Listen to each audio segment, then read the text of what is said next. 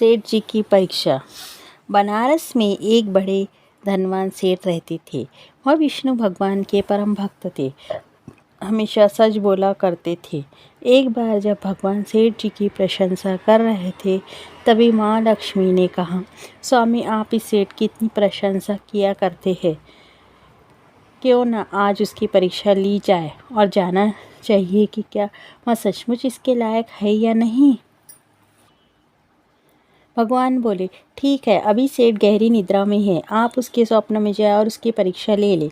अगले ही क्षण सेठ जी को एक स्वप्न आया। स्वप्न में धन की देवी लक्ष्मी उनके सामने आई और बोली, हे मनुष्य, मैं धन की दात्री लक्ष्मी हूँ।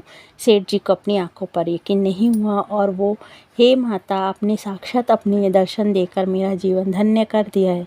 बताइए, मैं आपकी क्या सेवा कर सकता हूँ। कुछ नहीं, मैं तो बस इतना बताने आई हूँ कि मेरा स्वभाव चंचल है और वर्षों से तुम्हारे भवन में निवास करते करते मैं उब चुकी हूँ और यहाँ से जा रही हूँ। सेठ जी बोले, मेरा आपसे निवेदन है कि आप यहीं रहे, किंतु अगर आपको यहाँ अच्छा नहीं लग रहा है तो मैं भला आपको कैसे रोक सकता हूँ। आप अपनी इच्छा अनुसार जहाँ चाहे जा सकती है। और माँ लक्ष्मी उसके घर से चली गई। थोड़ी देर बाद वे रूप बदलकर पुनः सेठ के स्वप्न में यश के रूप में आई और बोली, सेठ मुझे पहचान रहे हो।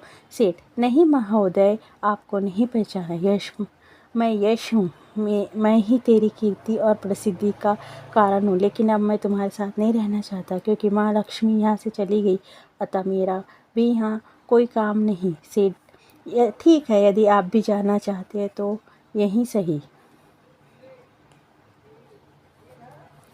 सेठ जी अभी भी स्वप्न में ही थे और उन्होंने देखा कि वह दरिद्र हो गए हैं और धीरे धीरे उनके सारे रिश्तेदार और मित्र भी उनसे दूर हो गए हैं।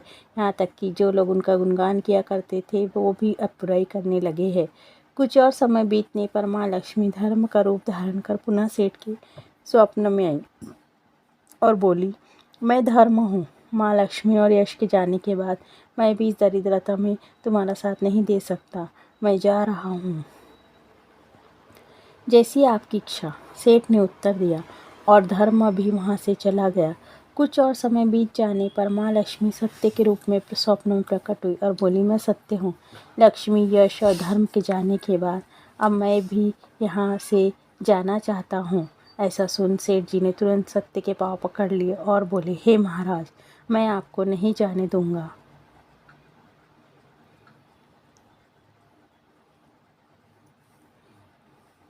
भले ही मेरा साथ छोड़ दे, मुझे त्याग दे, पर कृपया आप ऐसा मत करिए। सत्य के बिना मैं एक क्षण नहीं रह सकता। यदि आप चले जाएंगे तो मैं तत्काल ही अपने प्राण त्याग दूंगा। लेकिन तुमने बाकी तीनों को बड़ी आसानी से जाने दिया, उन्हें क्यों नहीं रोका? सत्य ने प्रश्न किया। सेठ जी बोले, मेरे लिए वे तीनों भी बहुत महत्व रखते हैं।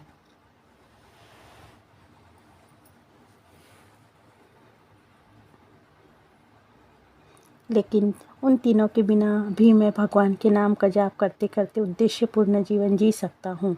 परंतु यदि आप चले गए तो मेरे जीवन में झूठ प्रवेश कर जाएगा और मेरी वाणी अशुद्ध हो जाएगी।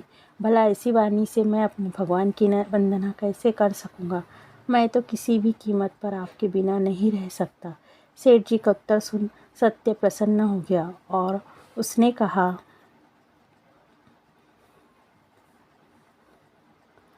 तुम्हारी अटूट भक्ति में मुझे यहाँ रुकने का विवश कर दिया और अब मैं यहाँ से कभी नहीं जाऊँगा। और ऐसा कहते हुए सत्य अंतर्ध्यान हो गया। सेठ जी अभी भी निद्रा में थी। थोड़ी देर बाद स्वप्न में धर्म वापस आया।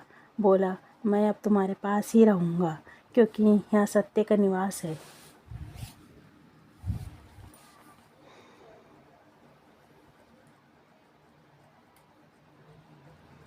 सेठ जी ने प्रसन्नतापूर्वक धर्म का स्वागत किया।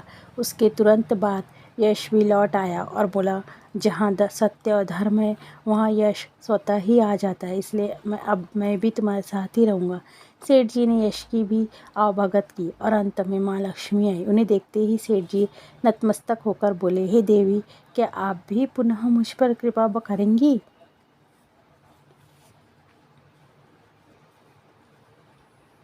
अवश्य, जहाँ सत्य, धर्म और यश हो वहाँ मेरा वास निश्चित है, माँ लक्ष्मी ने उत्तर दिया। यह सुनते ही सेठ जी की नींद खुल गई।